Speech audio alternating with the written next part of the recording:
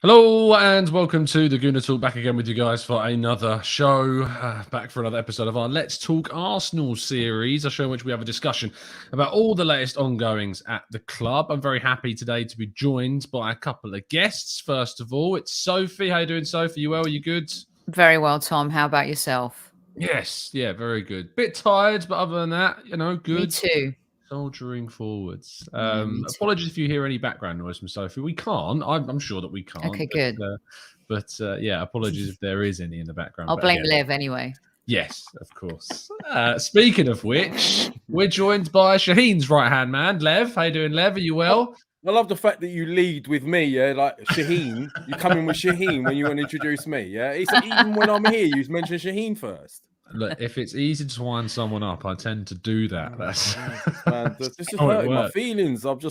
Anyway, no, I'm happy to be here. I've made it this time around. My debut on this channel, isn't it? No, I've done one already, haven't I? You've done one before. But with the better half, which is Shaheen. Yeah. Shaheen, yes. But I'm happy to be here, though, mate. I was concerned about splitting you two up, but you've both. Shaheen came on the other day and very much enjoyed it, and now you're on as well. So look at the mayhem it's caused. Me and him now. Look, I'm on the show on my own for the next week or two because of you. There you go, mate. I mean, you hosted very well the other day, I thought, Lev. I thought it went very, very well. So condescending. Yeah, thanks, mate. No worries. I love the comment in chat. Shaheen and Lev are the Ant and Dec. Wait, who's Ant and who's Dec? Answers on a postcard, yeah. Who's shorter out of the two of you? Oh, I'm definitely shorter. So you're Dec then. That's how that works. Deary me. I've never heard Shaheen being compared to Ant before, but there you go. Doesn't strike me as an ant at all. It's your TGT crew a bit weird, aren't they? Well, I'm not going to say anything. I'm joking. Just love you. I love you, really. Anyway, chat box. Hope you're doing good. Hope you're doing well. Make sure you drop a like on the video and subscribe if you haven't done so already. We hit 28,000 this week. Thank you for your continued support. But we are joining you guys after, of course, Arsenal have battered Sunderland 5-1 in the League Cup quarter-final. It didn't feel like it was going to be a battering when that Sunderland goal went in. And it was ironic because I tweeted at 2-0, this is going to be a breeze, which should have been such a moment of clarity for me to never tempt fate again. And obviously people replied saying you were saying after their goal went in. But let's just get some overall thoughts, Sophie, about the match. How do you think it went, and were you impressed with the performance? I saw your follow-up tweet to that too, which was hilarious. It made me chuckle. And I thought to myself, wow, how many times do we all just stop before we tweet? Yeah, I think it was something like he says ... He has had a few of those moments recently, though, Sophie. So I think he's getting used to it now. Didn't he spread a £25 million rumor around somewhere else? Oh, dearie me, that's an awful call up. That is terrible. Anyway. Oh gosh. Well, look, it should have been a battering. They're a League One team, and they're definitely better than they've been. I think under this new manager, Sunderland are starting to develop an identity and a style. They have a couple of really interesting players. Who was their number 9, Tom, that went off injured? Something. The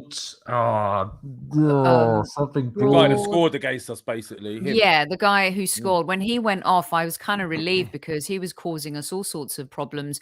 I thought he was running really good channels, and with Ben White and, Rob not having played with each other in competitive matches, really. Have they played together? Did they play in? I don't think they were together against Brentford either. They played against Leeds, White and Holding in the EFL Cup, right? Mm-hmm. Yeah. Yeah. So for me, I thought it was the right outcome. Dare I say, not to brag, but I predicted 5-1 on the old Highbury squad. And I thought to myself, this is a good performance against a side that maybe we would have struggled against a couple of seasons ago. People would have battered us for not beating teams in the past in that manner. And so for me, even after the 2-1, I felt like we were always going to try and overcome the adversity. We had enough quality to win that game. Some good performances and also some glaring kind of reminders that should we have a couple of injuries, the players that would step into those positions are still very, very worrying. Not getting too excited, but I am excited about, players like Patino coming on and scoring on his debut, Eddie getting a hat trick. But do I think that he's ready to beat top players and top sides in the Premier League? I don't think so. So great win, but I don't want to get carried away with it a bit too much. No, of course. In Sunderland, I don't think there's any reason for us to get carried away. It was always going to be a game where the positives were going to be measured and the negatives were going to be far louder if there were any because of the opponent. Lev, same question. How did you feel after the match? How did you feel about how we played and what we can expect moving forwards from these players? To be honest with you, as Sophie quite rightly said, I mean, I'm not getting carried away with it. I was more interested to see individual performances. I was fully expecting us to win that game. There were some plus signs, but there was also, like Sophie also rightfully said, there were some reminders that if we do have a few injuries, we are still a little bit thin in certain areas. Midfield in particular, like who have we got? If we get a couple of injuries, to Partey or Xhaka, you still got the likes of El Neni. Lokonga is still not quite ready. The defense situation, I'm still not sold on Holding at all, to be honest with you. I've never been sold on Holding, and I'm still not sold on him. It was a bit worrying. There was a slight moment where it looked like we went back in time to the Arsenal of old, where it was like almost like a PTSD, like a slight moment where we thought, oh my God, they've scored a goal, and we started to panic. And it almost looked like they could score at will. Like I was actually shocked. I'm watching two different games here, but then obviously second half we came back out, and it was a totally different game after that. But I'm not getting carried away with it. Yes, there were some positives. Patino getting his debut goal was great, but I don't want us to get carried away with that lad either. I mean, the goal he scored, it wasn't a worldie. You would expect him to finish that in training. It was just good that it was a big name from the youth, so everyone's been touting, and he's come on and he's done well. Eddie, my only concern with Eddie getting a hat-trick is, do we start thinking, oh, he's the answer to our long-term problems? I don't want us to go down that route. I think we're on a good route here. We've the positives, lots of passages of play, things that we haven't noticed before. There seems to be more of a continuity and a link between, say, the likes of Odegaard in midfield and the guys ahead of him. They seem to have a clearer understanding of what they're doing and how to find each other now. They're the positives for me. But overall, it's Sunderland, and we shouldn't get too carried away. But another 90 minutes for the team to gel. So Lev mentioned Nketiah there, and you were shaking your head in regards to him being a possible future option. It's something, obviously, that we've seen at Arsenal in the past. Players have left, and then we've maybe have come to regret it. Yeremi Martinez is possibly Matteo Guendouzi will turn into one of those players as well. But I get the feeling that you don't feel that's going to be the case for Nketiah. I just don't get that vibe from him. I don't look at him and go, "Oh my God," that. Is your name Sophie? No. I thought you was asking me, mate. I thought you was asking me, mate. Yeah, I got carried away. Yeah, all right. I don't get that vibe. And how do you know my name's got Sophie on the weekend? You don't know that this time. Listen, Dick. Listen, Dick. He's used to, like, why don't you ask Lev the question and let her answer? Go on, Lev. Carry on. No. I'm upset now. No. That's all I was going to say. I just don't get that vibe, Sophie. But obviously, there was a segue for you. No, I think what happens with us is that, there are players that are teetering on whether they're staying or going. And there are players that Mikel Arteta has or wants to convince to stay. And it's not necessarily in the best interest of the club as fans. Now, I'm not in training every single day. He lauds Eddie for his work rate. And I'm sure Eddie works really, really hard. But he wants to have more minutes. But I don't think he's got the quality to do that in the Premier League. And Arsenal are going to be judged in the Premier League. Our competitiveness and consistency has to elevate in the Premier League.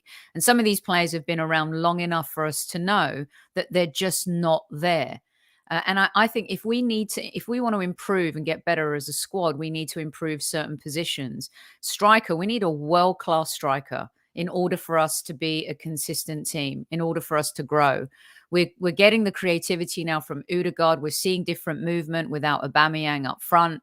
Our pace has improved. Dare I say, even our midfield in the last couple of games has played faster because Lacazette just runs different channels to Aubameyang and he's not as lazy. Same with the boys who play on the flank. So for me, Eddie can do it against Sunderland. He does it in the Carabao Cup, and you need a squad, Tom, in order to be able to do that.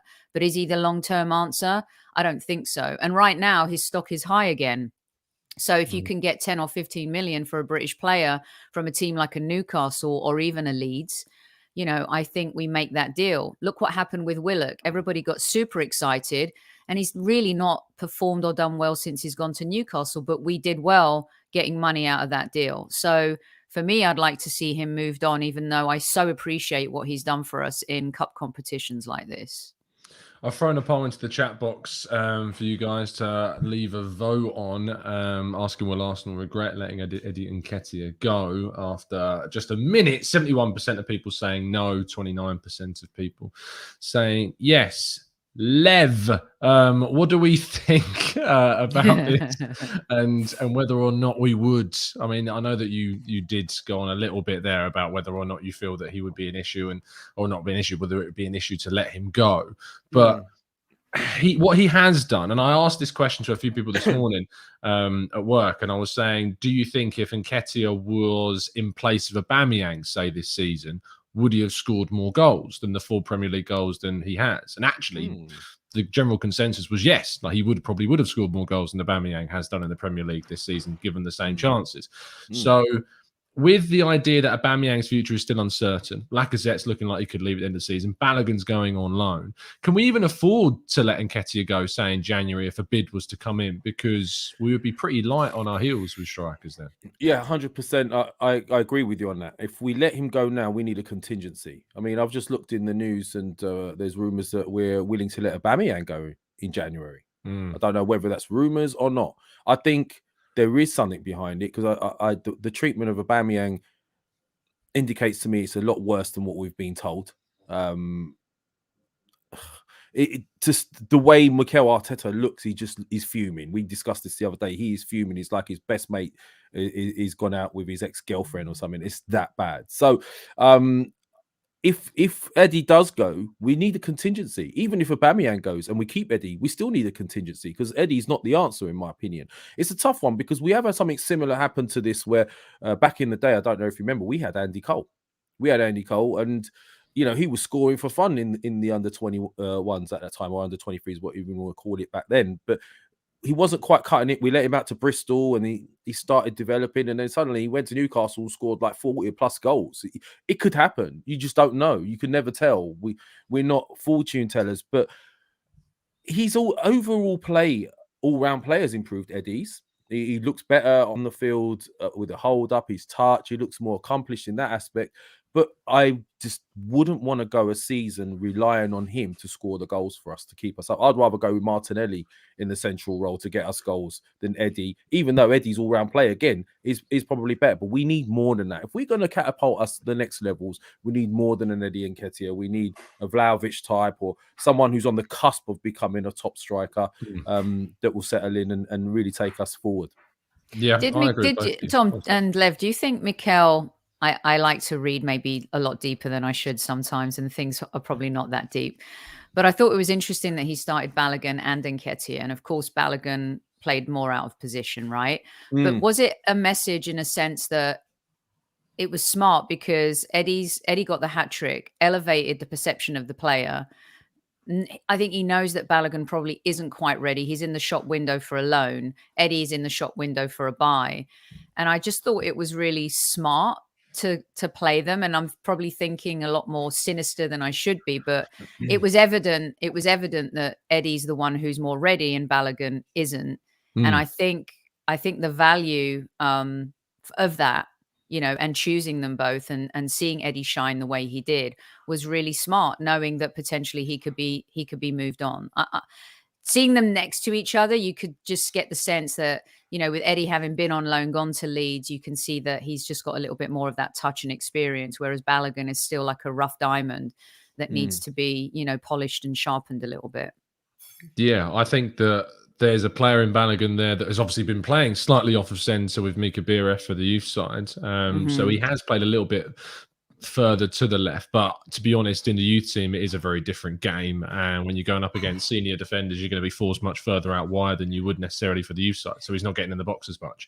I think that Nketiah is a player that you're right, is just at that next stage on in his development where he needs to be playing for a team where he's the starting striker at 22, whether that's a Premier League side or a Championship side or a club abroad. We'll have to wait and see where he goes when he inevitably leaves. But he's a player that I think that when you look at the decision that Arteta had to use both because of Aubameyang's situation, he kind of had to, drop players and bring players in that maybe he wouldn't have done had Aubameyang been available, or we hadn't had, if Maitland-Niles or Chambers was available from COVID, we may not have even seen Patino come off the bench because he may not have been included. But when he used the players that he's got there, he was, you're right, clever to play Balogun and Nketiah. And Balogun will be fuming, by the way, that Nketiah got a hat-trick. Like, he will be absolutely livid with that because you could tell that he wanted to work spaces, to take shots, to get on the score sheet. He really wanted to impress. And I think maybe that over desire to get onto the score sheet probably let him down in his performance a bit, and was probably why he was the first to be substituted on the night. But he's going to go on loan. Tom. He should have scored twice in the first half. He had a couple of chances. The header would have been a great finish. If he gets a couple of goals for senior level, I think it will be a different player. But I mean, you compare the likes of someone like Eddie to when you saw Nicolas and Anelka first come and play for Arsenal at that age, 17, 18. Yeah? That's the difference in golf we're talking about. Eddie is not at that level. And Anelka was a phenom though too, wasn't he? He was ridiculous. But I'm just saying that's what we've become accustomed to seeing, Sophie. I'm not saying it's right to feel that way, but if you compare, you can see chalk and cheese. Eddie will do okay. He will earn a good living out of it, but he won't be potential generational talent. I agree. I think we get too attached. We get too emotional with wanting to let players go. And we've seen that it worked with, look at Iwobi, right? That's one of the best deals in the history of Arsenal Football Club, to get 35 million for a player like that. 25 million for Willock's not I just think that sometimes we get too attached to the performance versus the actual ability, trajectory and potential of the player. And look, if he ends up helping us win the EFL Cup, we haven't won it since 93. What a wonderful thing that would be. But is he the long-term answer? I really don't think so. Yeah, 10 goals in 9 appearances, I think, in the League Cup. Now it shows you kind of that's where he's being used. And I think, again, we bring it back to the context of Sunderland were the opponents, and Arsenal were expected to score plenty of goals, and he should be scoring the chances that were put on a plate for him. Although saying that, his third goal was very nicely taken with that backheeled effort after Pepe's setup. Speaking of which, Lev, Nicolas Pepe, I spoke about him this morning on the show and got a lot of stick. And to be fair, I say a lot of stick. It was kind of 50-50 in the comments about whether or not people agreed with my standpoint. Just to brief you of where I was at, I felt that the performance from Pepe showed it was a perfect example of what Pepe can give you, but also of why he's not playing in Mikel Arteta's team. In the sense that you can give you flashes of brilliance, he can give you a goal, he can give you a couple of assists, but Arteta wants wingers that are going to do far more than just attack. And I think that was evident in the game. Look, you know how I feel about Pepe. He infuriates me. I used to be a winger, right? And I could see so much talent in the lad. Like, he's got ridiculous amounts of skill. We saw it in flashes against Sunderland. I mean, he gave Hume a torrid time. I felt sorry for the lad. He was constantly nutmegging him, constantly taking his out, constantly getting in behind him. It was ridiculous. And for once yesterday, on the odd occasion, he had the end product, which is what we lack with him in the final third. His decision-making infuriates me. But he's 26 now. We can't keep saying, oh, he'll develop, he'll get there. He doesn't make the right decisions in the final third. So as much as I really want him to do well, I can understand why people have lost patience with him. It just doesn't do. He can score a goal. He can do that drifting on the left foot into the far post and all that. He's got that in the locker, but his overall play is not consistent enough. And maybe his team selection, team play positionally. I heard Arteta shouting at him quite a bit from the bench in that game. So maybe that's what infuriates Arteta as well. So there's no doubt that he's got a tremendous amount of talent, and it's such a shame that Pepe is brushed with the 72 million price tag. That is a really difficult burden to carry, and it shouldn't be his burden. It's the club's burden. The club made a mistake paying that amount of money for a player like that. And this is why I want, fans to lay off Ben White a little bit, because he cost 50 million. Now the British transfer market is completely different. We know that you overpay for British players, but that's what the marketplace dictates. And I also think that he's not covered himself in any glory, has he? Now, there was a time where Aubameyang, Laka, and Pepe were, really good, that front three going together. And I do believe he had a huge part to play in our FA Cup win as well. But his inconsistency is what has cost him. And I know I called Aubameyang lazy earlier, and maybe that was a little bit tough, but Pepe has and illustrates laziness. Unfortunately, Arteta's going to want his players to track back a little bit, and he doesn't do it, well enough, consistently enough, game over game. There's moments where he's brilliant and he's average for 80 minutes, and then he does something within 10 minutes, and we beat Norwich 1-0 because of his pass. So he's that type of player too. His stats dictate a better player than what you see. He's not so easy on the eye all the time, and I think we expect miracles from him. And maybe that's, we have too many expectations as fans. I'm not sure he fits into the Arteta mold long term. And I don't know if he's going to want to just be a Carabao Cup, or FA Cup player. I just don't see that. And unfortunately, he's going to end up being the type of player that we lose, ROI on when eventually he does move on from the Arsenal. But he was fun last night. But look who he was playing against. Has he done that against... Trent Alexander-Arnold, or has he done that against whoever plays on? Name any left back or whoever in the Premier League at top level. Has he done that? Have you seen him destroy players like that at the top level in the Premier League? I don't think so. I think Rancid Pumpkin hit the nail on the head when it comes to Pepe right now.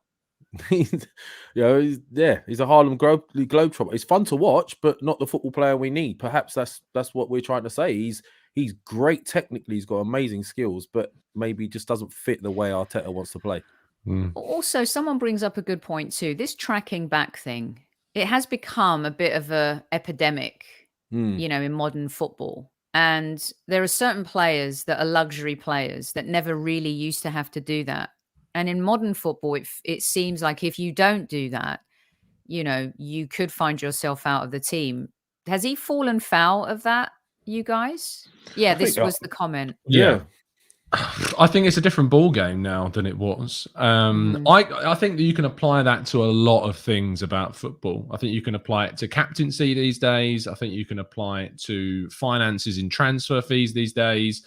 When you start comparing football in 2021 to what it was like 10, 20, 30, 40, however many years ago, I think the lines start to blur too much, and the level of kind of legitimacy about arguments between different eras of the game, it's difficult to compare, because football is a game now where clubs spend millions on the finest of margins on getting one extra point a season compared to the previous year in the case of the Manchester Cities, Liverpools of this world. So I don't think you should look at it as it being annoying. Sure, it might frustrate you. Football's changed in those years, and we might remember the good old days of Arsenal. It would for Arsenal in particular, because of how successful we used to be. But in this day and age, if you're not a team that presses, if you're not a team that has wingers that are able to track back, if you're not able to have the fitness of a side that's able to go for 90 plus minutes twice a week, you are going to fall away. And so whilst it may be annoying that we need to expect this from players, if you're not expecting it from players, you are going to be at a disadvantage to the teams that are having that throughout their teams. And that's why I think having Partey lets you down, maybe. That's a really, really interesting point that Sophie's highlighted, and that's a great statement in the chat as well. Because the fact is, if you go back to the 80s, you had players like Hoddle, who was ahead of his time, for example, England. Way ahead of his time. And we expected midfielders to be Brian Robson, swashbuckling, getting your tackles in, sliding. But then you had French down the road, who had Platini in a very similar position, very similar to Glenn Hoddle, but they played the team around him. And those luxury players were relied on. Everyone had that talisman, didn't they? Later on, you had the likes of Zidane, and you had Maradona, and all these talisman players that were luxury players were considered luxury because they could do something out of the ordinary. Whereas today we don't have the patience for that. Again, we've gone sort of 90s. We accepted it, and that was, you had your hard working players, and then you had your offensive players, and then now we've gone full circle, and we're saying that everyone, no matter how talented, no matter how great they are technically, has to do what they're expected of them in the team. That's such a great point, because this is why Gaza was so lucky to play under Robson and Venables, two England managers who had a bit of that continental flair in them. And he benefited from that, whereas Hoddle did not at all. And when you look back, it's criminal that England didn't build a team around Glenn Hoddle. So that's a great point. I'm surprised that Arsene Wenger signed him at Monaco, when just because he enjoyed those types. Yes, of players, didn't it? Yes, absolutely. Yeah. And the thing about Pepe, just to kind of put a bookend on this end of the conversation, it's never, the discussion about Pepe is for me, it's never about, is he good, is he bad? That's not the discussion for me. The discussion is does Pepe fit in what Arteta's trying to do? And the honest answer is no. If we had a team that had the room for a quality luxury addition like Pepe, then sure.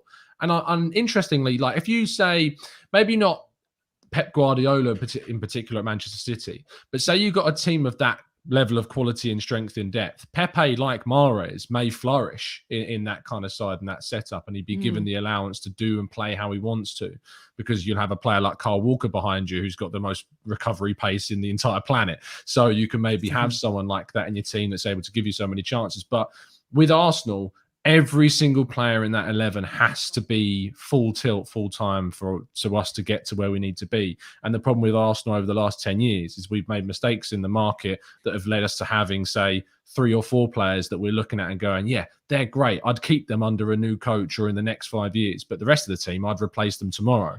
So, and that's 100%. Sorry, Lev. I was going to say, right. look at the difference Tommy's made coming in. Look at the difference Tierney made when he came in too. When you look at those players who are flourishing in Arteta's system, I think it totally backs up what you're saying, in that it's not necessarily that he's not a talent, but at the same time, Arteta's trying to play a certain way. And I think culturally, we've got to move on from certain players in order for us to continue to flourish as a team. And for the first time in a long time, we're actually playing as a team. And I think that's a really big deal.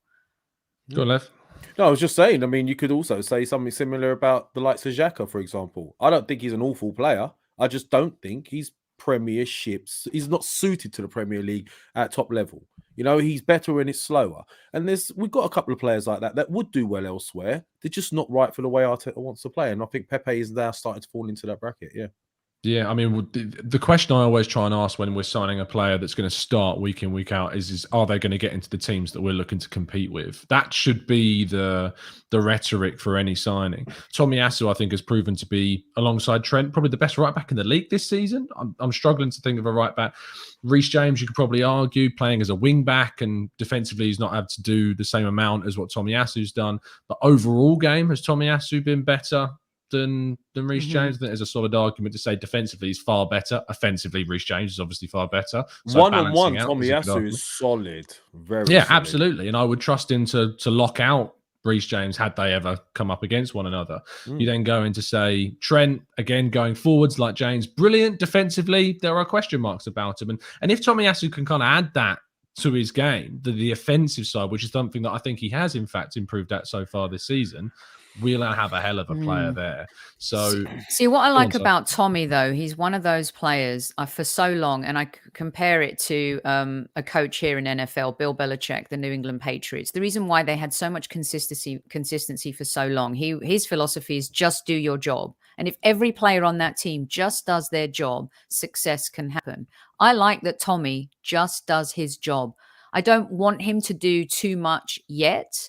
And I feel like, Reece James has fallen out of form a little bit, but he's a fabulous player. Trent was out of form and has found his form again. Fantastic player. Agree with you that they have some deficiencies going back.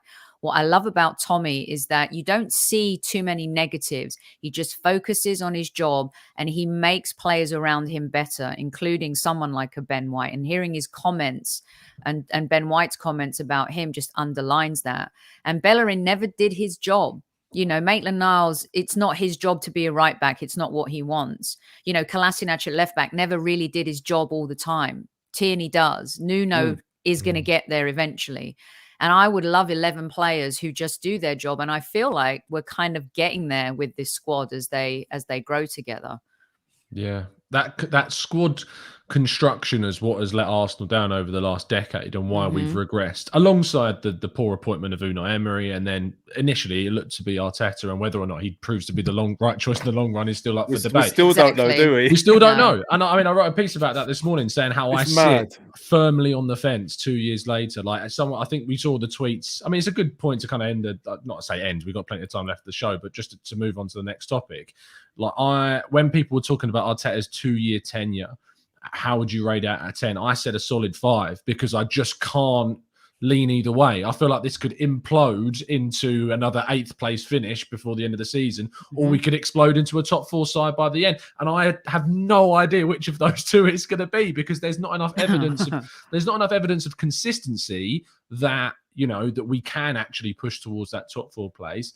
But equally, there's not enough evidence that we are bad enough that we would fall out of the race for a top 4 this season, because we've had some really, really good performances, especially the last 3 Premier League games. So it's impossible for me to sit here and say one side or the other.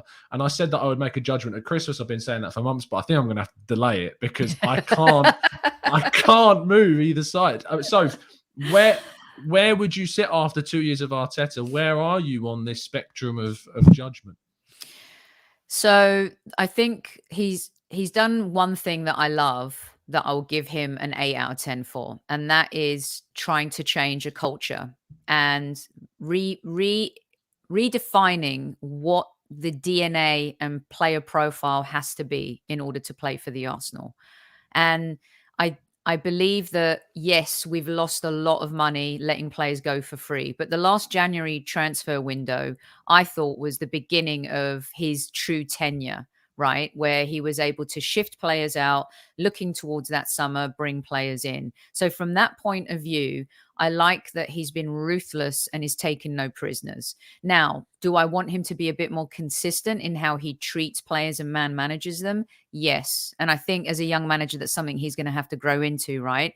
For example, Xhaka inherited the armband, was captain. Aubameyang inherited the armband after Xhaka threw his shirt down at the Emirates, told Arsenal fans to F off, and yet still finds his way in the team and is able to play, gets sent off, gets patted on the backside by Arteta as he gets sent off. Nicolas Pepe gets sent off, gets ostracized, is benched after playing well, is benched after being sent off.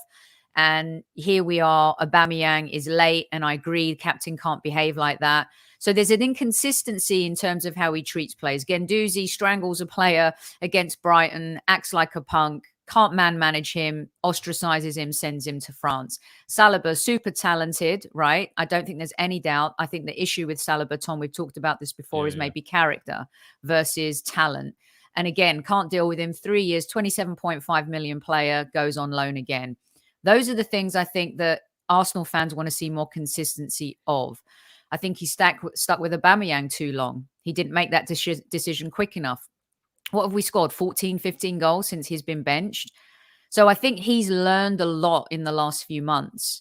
And I'm hoping to see this Arteta a little bit more going forward. Now, it's all well and good beating Norwich, scraping against Brighton, beating Burnley, beating a depleted Leeds, beating Sunderland in the League Cup. What are you going to do? Are you going to be able to do what you did against Chelsea last season? Can you build on that? Can you beat Liverpool if it's not in the Community Shield? Can you beat a Manchester United that really, have they been better than us this season? Very poor. Manchester City, are you going to be able to evolve that? So for me, those are the things that he needs to work on. So I've not been a huge fan, as you know, because I don't think finishing 8th in the Premier League 2 seasons is good enough. He too, like Emery, had a chance to qualify for Europe, he dumped us out of Europe for the first time in how long? If he doesn't get back into Europe at the end of the season, does he keep his job? I think he will. But for me, I just think after 2 years, you got to move on from that. Lev, where are you sitting with Mikel after 2 years? Firmly in the middle right now. Yeah, and you're with me. But not because I'm not because I'm a fence sitter, because my gut instinct still tells me that this squad would do better with a better manager, right? I think we've been underperforming with this squad personally, right? However, none of the things that Sophie has mentioned surprised me, because rightfully, like she said, this is a man learning on the job. We picked a man that was going to learn on the job. So all the mistakes he's going to make, he's going to openly make them in front of us. We've got to accept that, right? So the question is, will he learn from them?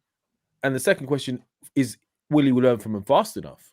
Because what mistakes do you think he's made that he has learned from? I mean, it's mostly man management.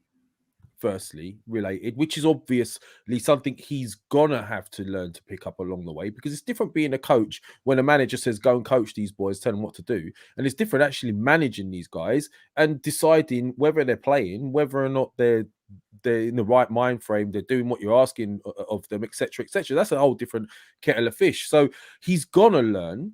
He is learning.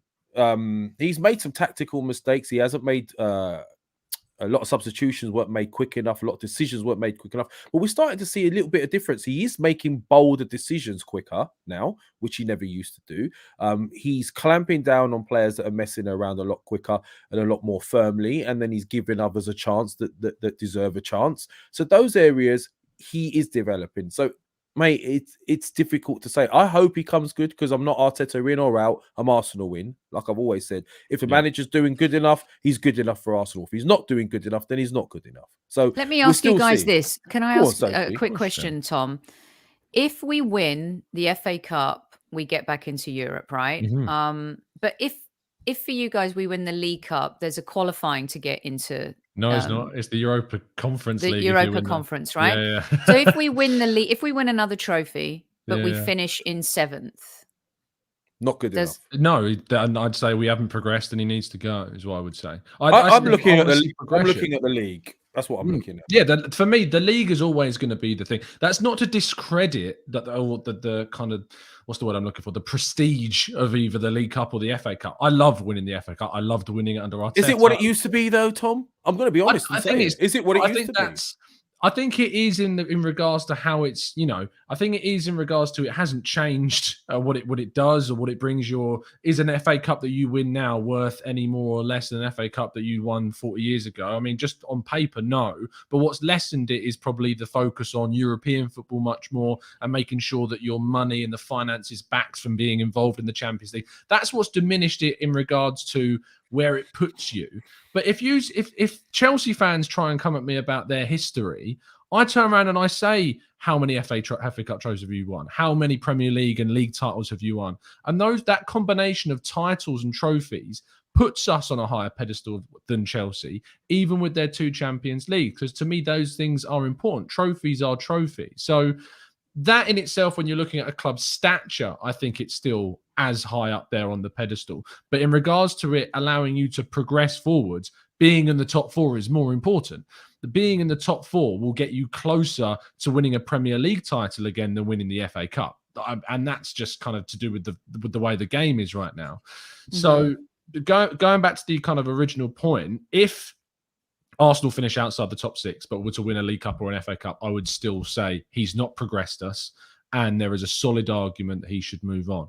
And that in 2.5 years of his time at the club, 2 full seasons plus that first initial 6 months, it's not enough. And I would want to see another coach come in that can take on a club that Arteta's built really well, a squad that he is. That's that part of his thing. I can't discredit that. It's been brilliant the way he's built it.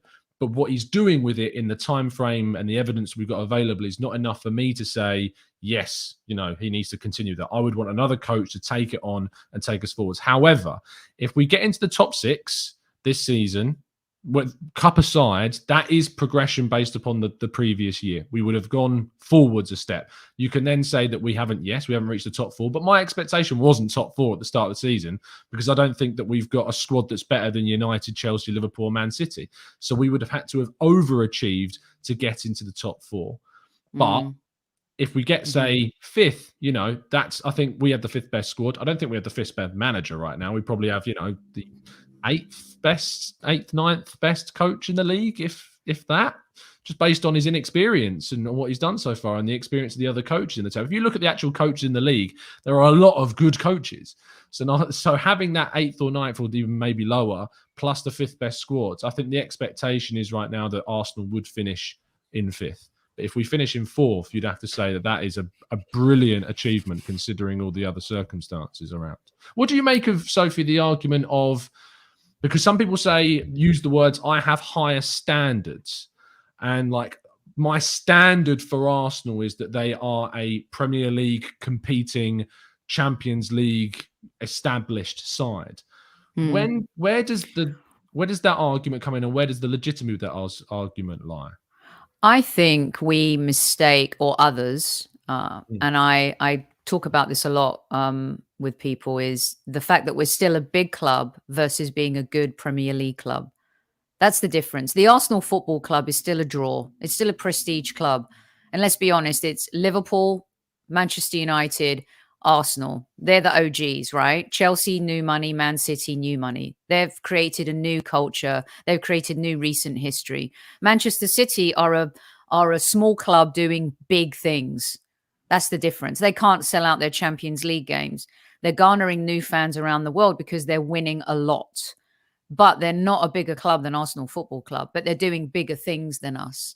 And I think that's the difference. We want to get back to doing big things again in the Premier League. And that for me is the thing. I want to be competitive. My goal for this season, I just want to be competitive again in the Premier League. And then I want consistency. And then let's figure out how we get back into Europe. Because without European football, we lose the ability to sign certain players, which then we fall further back to City, to United, to Chelsea, to Liverpool. That's the goal. And we got lucky really this summer. The player profile that we went after, we were able to dangle the Europa League carrot in front of players like Oba and Laka and Gabriel and Thomas Partey.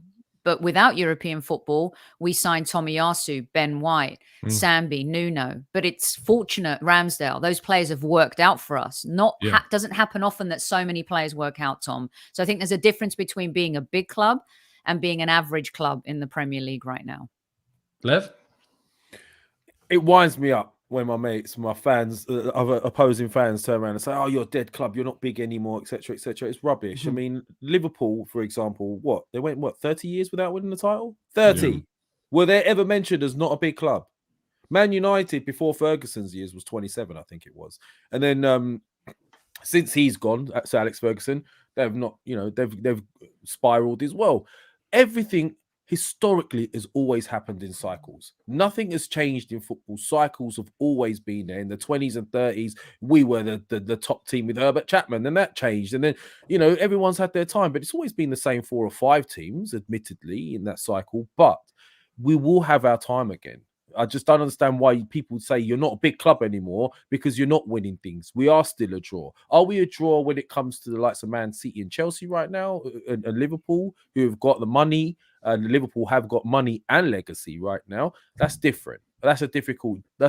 But generally, we're still a big draw. And just like Sophie's mentioned with our recent transfer deals, you can get players that are on the cusp of becoming great players. Yeah. The likes of Leicester did it with Kante and players like that. Yeah. The likes of Wolves and those sort of players. Liverpool teams. Did it. Yeah, those teams caught up with us by being shrewder in the market than we were. So you can still compete. You do have to have the right sort of system, the right layout. And the one worry, going back to the Arteta thing, you were saying, where do I sit? The only concern for me now is that we're that deep into this process and we've changed everything from the foundation up, I believe, in to try and change that culture, like Sophie mentioned earlier. We'd literally have to scrap it all and start again. And I don't want us to have to go back No. to that, if you catch my drift. I think, You've got someone's philosophy now embedded for the last 2 or 3 years. Do we then rip that up and start again and get somebody else? What I would say though, Lev, is I think that what Edu, and I remember coming onto your show and we talked a lot. Do you remember when Edu did that interview with Sky and we broke it down? We talked a lot about his interview, and there's a lot of criticism about that interview after the close of the transfer window. And one of the things he said during that window was, look, let's just see what the team does when they're all available and they're all fit. And after they were available and all fit, that we started to progress and we moved forward. And we're now in a situation where we're fourth in the league. And you have to say credit to him. Now, you say credit to him now, but it ultimately will matter at the end of the season and where we finish. But what I would say is that I think you can draw a lot of parallels with Liverpool, because I think that if you look at the business they did when they say, I think they brought Coutinho in for like 10 million from Inter Milan. They brought Suarez in from Ajax. These were players that, at the time, they weren't pulling up trees, or they weren't like a marquee signing like an Alisson or a Van Dijk was for them later down the line. But those savvy pieces of business put them into a position that when they got into the Champions League and established, they were able to then go and sign, a Van Dijk and Alisson, and that took them to that next level. And that's what I see with Arsenal's business under Edu, is that we're signing players like your Tomiyasus, your Ramsdales, your Lokongas, your Tavares, flesh out the quality in the team, and then if by we need a little bit of luck this season, quite a bit of luck to get into the top 4. But say if we were to get into that top 4, then you're in a position then with Champions League football next season, with the need to go out and sign both the striker and a central midfielder, after already fleshing out the quality in the squad and money available to bring in a real quality striker and a real quality centre midfielder that transforms us like Alisson and Van Dijk did for Liverpool. And I like that project and the way that we're moving. And remember, when they signed Salah, he was considered a Premier League bust. That was a risk signing, and it's worked out brilliantly, right? And also, I think Liverpool's relevancy stuck even more so because they won the Champions League and they got to a final as well. So I thought that made a little bit of a difference. But yeah, I mean, we're 17 years, they went 30 years, so we live in hope. Hopefully we don't have another 13 years to wait. Yeah, we've got some years left to try and beat that record, that's for sure. Fingers crossed. I mean, we go into kind of the next... Is that something we're aiming for now, is it? Well, to win the league within the next 13 years. To be honest, if you said to me that we were going to win the league within the next 13 years, it's an interesting concept, because that would mean having to beat Man City, Chelsea, Liverpool to the title, and Man United, who also want to get back there. The idea of winning a title now compared to, say 20 years ago when we did win the title, it's still an amazing achievement. But to win the Premier League title now is a trickier task, in my view, than it was when we were winning that in our golden years. And it is much, much harder to get there, which is also kind of why that argument of saying I hold my club to those higher standards. We were a team that were winning titles. Even the Invincibles team would not necessarily be guaranteed a title in this day and age because of how competitive it is. So you need an insanely good side. And how many times did the Invincibles go back to the Champions League final? How many Champions League finals did they play in? It's tough. Well, winning is tough. And look, even go to 2015 when Leicester won it. Is that going to happen again anytime soon? And did that happen because teams around Leicester were rebuilding or restructuring, or, were Leicester that good that season? That was one of those years where you're like, wow, you look back and you think that's amazing that they were able to achieve that. This is interesting from RM. We will never win a title under the owner Stan Kroenke. And this is a really, I know we're getting even deeper into the rabbit hole. Of what have you brought me into today? We were just talking about Merry Christmas. We just I'm going to have to change the thumbnail for this. I wasn't ready for this. I didn't even have a coffee. Do you agree with that? Can you win a title under the current ownership? Because what we're doing in the market in the last 2 years is going forwards. We're still not seeing investment from the ownership, but Liverpool didn't have an injection of funds to get to where they are. So is the argument valid that we can't win a title under our current ownership? Look at their thinking faces. I'm looking at you both. You haven't given a name now, so I'm not answering. I'm scared to answer in case he was asking Sophie. So it's open. It's open. Wait, either of you. Until you confirm who that's. Go on, Dick. Oh, took it there. Oh my days. Way, all right, lads. I can't do that. Very good. Yeah, it's terrible. That's what you get when you get a Cypriot doing an accent. A Geordie accent. Unless it's Greek, then or Cypriot, then you can do that. I don't know. I mean, look, you could argue the owners and this, that, and the other, but look at the difference having the right people in place makes. You know, those owners did spend stupid money on poor players. I mean, you could argue it was the people that they had in management that was selecting these players. Who was it? Like, obviously, it's still under their stewardship. It still falls under their, under their remit, and they still need to be held accountable. But you can't argue that money has been spent. Surprisingly so, when I looked at it, and when I looked at how much money we spent on a load of average dross, that says to me, hold on, okay, you can't argue that they're not backing us financially, because if we had gone for the right players, we wouldn't be in that situation. So is it possible to win with this current ownership? They're not my favorite owners. If they keep giving us the money and we've got the right people in place, there's no reason why you can't. If Leicester can compete with what they had, I mean, yes, okay, it was 2015, like Sophie rightfully said, but they didn't have anywhere near the draw we have as a team, and they still managed to put a team together to compete. And arguably, we should have won that title in 2015. So, yes, we can win it if we got the right people in place, and as long as they're willing to give us the money. The question where it comes down to the owners is the people that they're bringing into the club to take that money and do what they're doing with it. That's where they should be looking at. That's where they should be held accountable. But you can't argue the case that they haven't given us the right amount of money. So you can't, can you? Yeah, I think there's no reason why not. But I agree with Lev. It's unfortunately their decision making and who they've hired to manage that process and manage that money hasn't been smart enough. But I think that, look, at the end of the day, everyone pray that the Rams win the Super Bowl this year, because he's thrown the kitchen sink at the LA Rams here in LA. The final is in LA too. It's on their home turf. They won yesterday against the Seahawks. I feel like if he can get the Super Bowl with the Rams, there'll be a little bit more focus on Arsenal.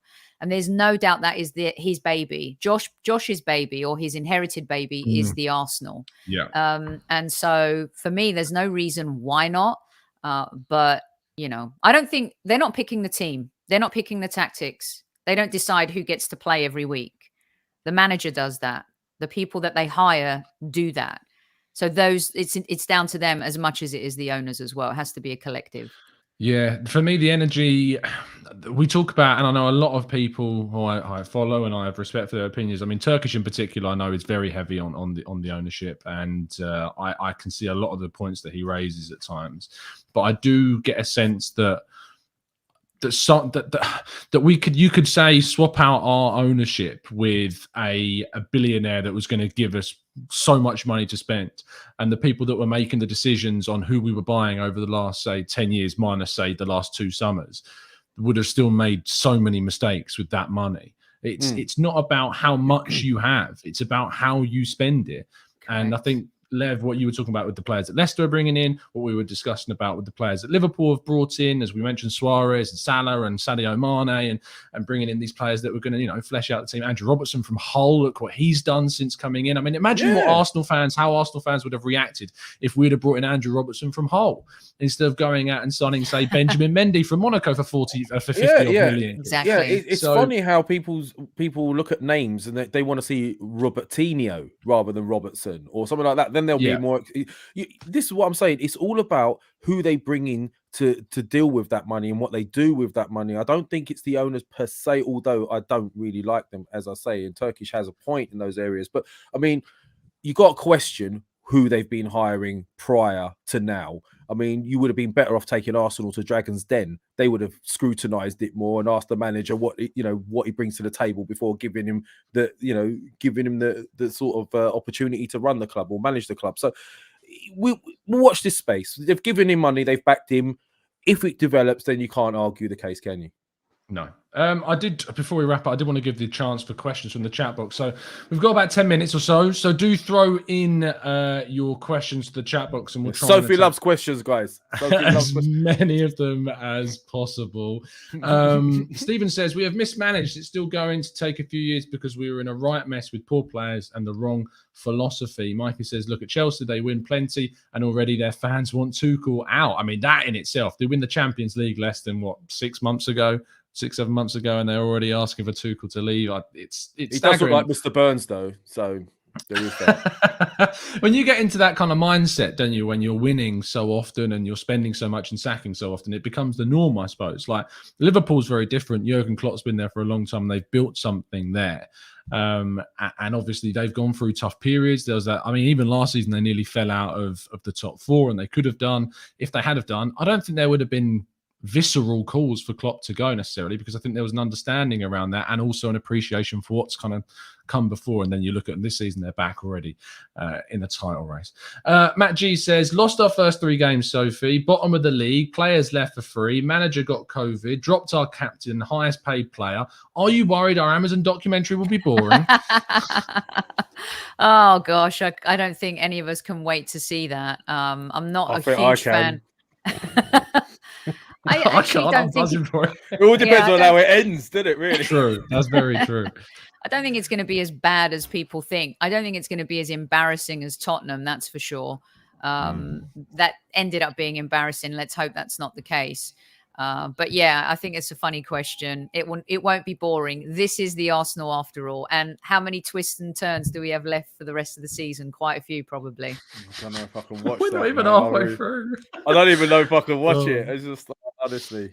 I suppose we are halfway through. If it ends well, I'm definitely watching it. But I will watch it. Day, isn't it? You don't watch much of the day when you lose. Yeah, I think it is different though, because you're going to be able to see. It's going to be a side to the club that we've not seen. Yes, there's going to be an element of censorship. I think we all know that, and we are going into it knowing that there is an element of we're going to see what the club has effectively wanted us to see. But I'm hoping that there is still going to be as much reality to it as feasibly It's going to be possible. like Wizard of Oz at the end. That's what it's going to be. Man behind the curtain. Like, who's behind the curtain? No heart, no brains, no courage. What's wrong with you guys? It just reveals, and Shaheen's just sitting there the whole time. He's been doing everything. I knew it. He ends up being the wizard. Yeah, definitely. Lev, Peter Renner says, would it not make more sense to sell Eddie now rather than lose him for free in the summer, but make sure that we put a sell-on or buyback clause or even both and then reinvest the money in the team? Yes, it would be. It would make more sense, but we don't do things that make sense, do we? Not just that though, is it? I don't think Eddie. It's up to Eddie really. If he doesn't want to go, he can stay and run out his contract, can't he? And let's be honest, why would he go now when he can get a nice juicy bonus signing on fee once he's out of contract? I mean, you've got to remember these guys are human with jobs as well. It's their job. To us, it's a team. It's football. To them, it's a job. It's a career, and he's rightfully advised, stick tight, hold tight. If you're not going to stay here, see out your contract and then go and get a bumper sign-on fee. And why wouldn't he? Fair enough. Then Nketiah says, on Vlahovic, Sophie, wife, future Madrid/Barca kind of caliber players want their development to be done in the Champions League clubs like Dortmund. Big clubs have good scouting networks. Why do you think players like him are afraid of joining us? I don't think they're afraid of joining Arsenal. We just can't offer him European football right now. January transfer window is going to be very tricky. I'm not sure we're going to do lots of business in January. And with whether or not African Cup of Nations goes ahead right now, obviously it is. That's going to be interesting to see how we handle missing 2 or 3 players. But I don't think that players are afraid to join Arsenal. We've proven that we can sign players. I mean, Aubameyang wasn't chopped liver when he came. Lacazette wasn't. Thomas Partey wasn't. Gabriel was sought after by most teams in Europe. Kieran Tierney was a hot commodity. So for me, it's all about European football. Top players want to play in Europe. Yeah. Tom, can I ask a quick question on that? Of course you can. Throw one in there, yeah? So bearing in mind where we are at the moment, would Arsenal not be wise to look at the table and go, hold on, this is an unprecedented season. We don't know what's going to happen. We're in a position we weren't expecting to be in.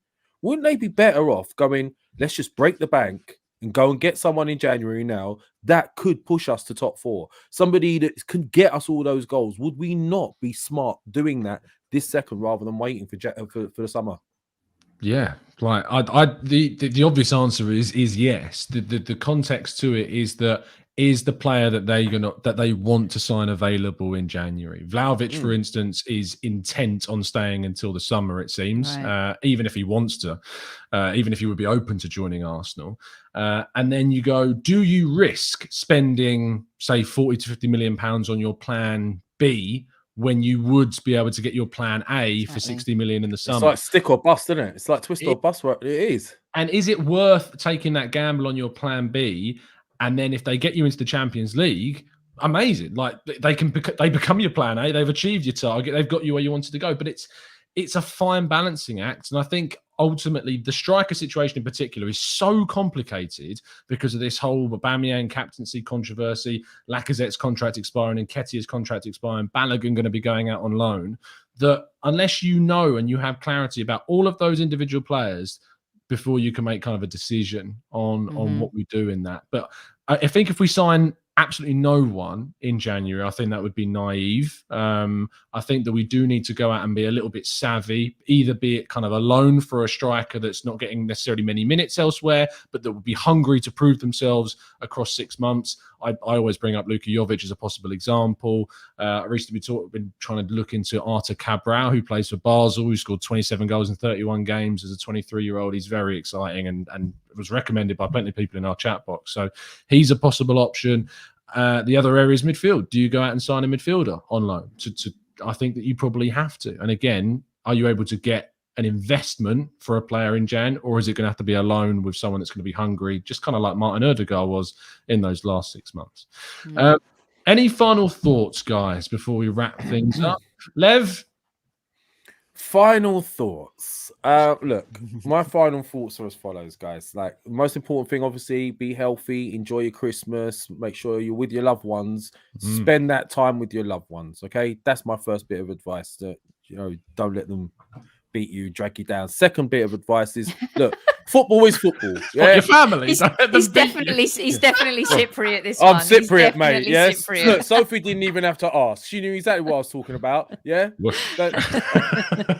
She knew exactly what I was talking about, and it makes you good people. That's what it does. Yeah, doesn't it, Sophie? It makes you stronger. That's makes for you sure. Stronger. Yeah, that's why we don't get broken easily. But on a more like positive note as well, football-wise, we're doing well. We're in a good position. We're far more higher up the table than we expected. To get behind the team, that's what I would say. Stop getting fixated on Arteta in, Arteta out rubbish. Focus on the side.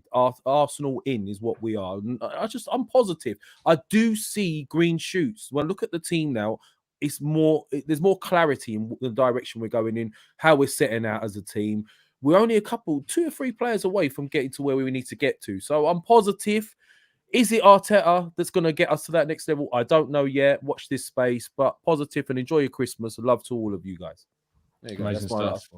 There you go. You can find Lev on Twitter at Lavanja, right? It is that. At Lavanja, if you want to chat with me. If you just want to chat go. with me. But if you want the better half, Shaheen, that's on our at Arsenal Lounge. Please follow us on the Arsenal Lounge if you don't already. Hit your notifications on. Smash the likes for us as well. And just follow us. Just follow. We just talk about Arsenal. That's all we are. We're fans just like you. Yeah, and you can join myself there every single Monday as well for the show. Oh, yeah. Tom's on there as well. I forgot about I'm there.